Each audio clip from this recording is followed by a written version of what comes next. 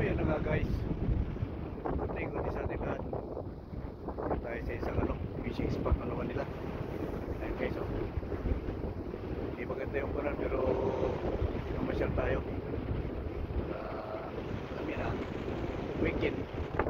Ayun guys, oh. Ito naman yung sitwasyon dito ngayon sa New Zealand. Medyo masama naman yung panahon.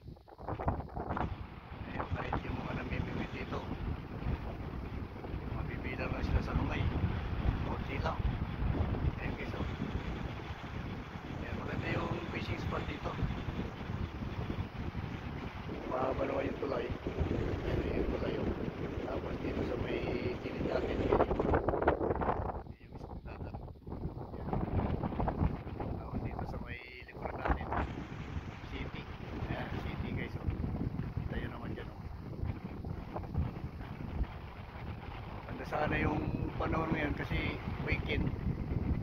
Magandang exercise, lahat ng activities dito. Kaso makikita nyo naman, walang mga gumagawa na activity dito na gaano kasi yung panahon kasi guys, oh, yun.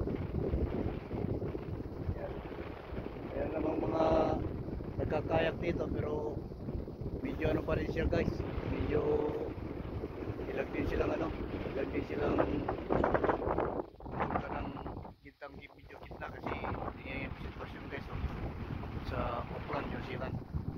Ayan guys, oh. Napakatahimik ng hindi masyadong marami nag-activity rito.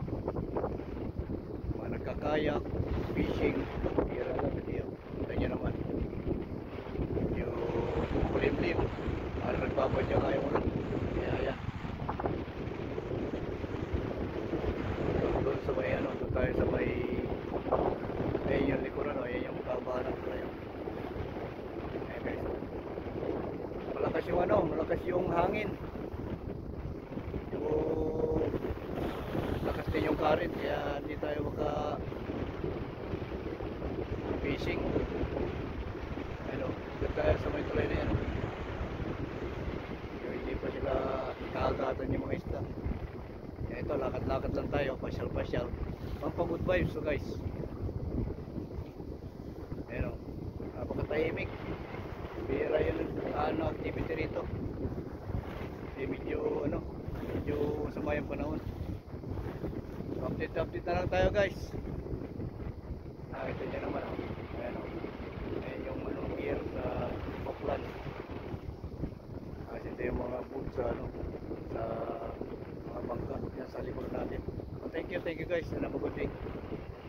Don't forget to subscribe to the channel guys, and thank you.